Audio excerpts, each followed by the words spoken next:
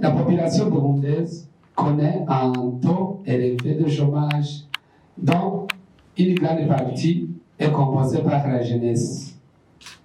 Et sur le marché du travail, seule une minorité de jeunes trouve un emploi formel et décent, alors que sur le plan macroéconomique, le marché du travail au Burundi a une capacité d'absorption encore très limitée au regard du nombre important de jeunes qui entrent chaque année. Pour pallier à ce problème, c'est dans le cadre de contribuer à trouver la solution à cette situation, la voie de l'entrepreneuriat, de l'auto-emploi et de la création des emplois est l'une des prix promoteuses ici au Burundi. En effet, le Burundi compte plusieurs programmes et projets visant la promotion de l'entrepreneuriat des jeunes, et ce thème occupe également une place centrale dans la stratégie pluriannuelle de l'ambassade du Royaume des Pays-Bas pour sa coopération en développement ici au Burundi. Il est toutefois essentiel que la jeunesse qui est la plus affectée par le chômage et la précarité soit étroitement impliquée dans le développement et la mise en œuvre de ce genre de projet. L'ambassade du Royaume des Pays-Bas ici au Burundi apprécie ce projet, ce TNT, non pas seulement pour la qualité de module ou le format d'apprentissage qui sera préconisé, mais surtout sur l'implication des acteurs clés de l'écosystème qui vont être associés, notamment la BIJ, le PAEJ, la CFCB, les organisations d'accompagnement des jeunes. Pour nous, ce sont des incubateurs, des axes.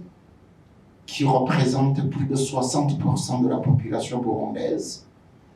Et c'est à ce titre que le gouvernement laborieux et responsable a décidé de faire de la jeunesse burundaise son cheval de bataille, parce qu'il n'en saurait être autrement.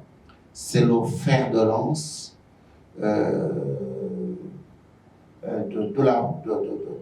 du gouvernement.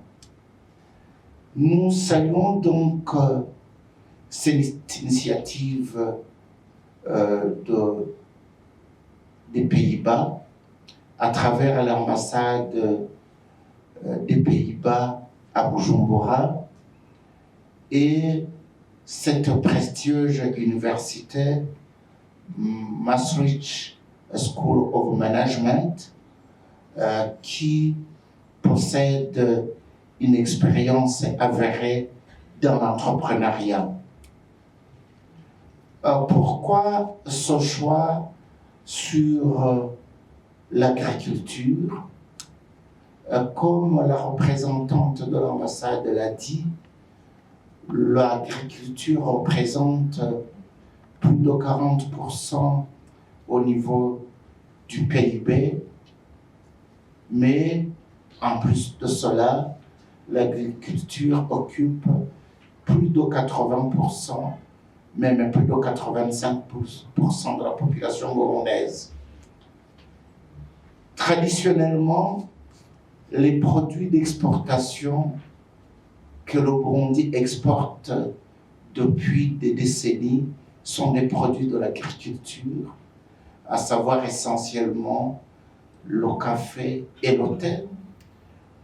Le budget de ce partenariat avec Maastricht School of Management vient à point nommé pour éviter des déboires et des échecs que nous avons enregistrés avec les projets PAEJ, avec la Banque d'investissement des jeunes BIJ, où nous assistons des fois à des projets copier-coller, où les jeunes pensent qu'il y a des projets prêts à porter, mais cette formation va former nos jeunes sur un certain nombre de modules, depuis l'idée d'entreprise jusqu'au business plan, pour s'assurer que ces projets soit bancable et rentable.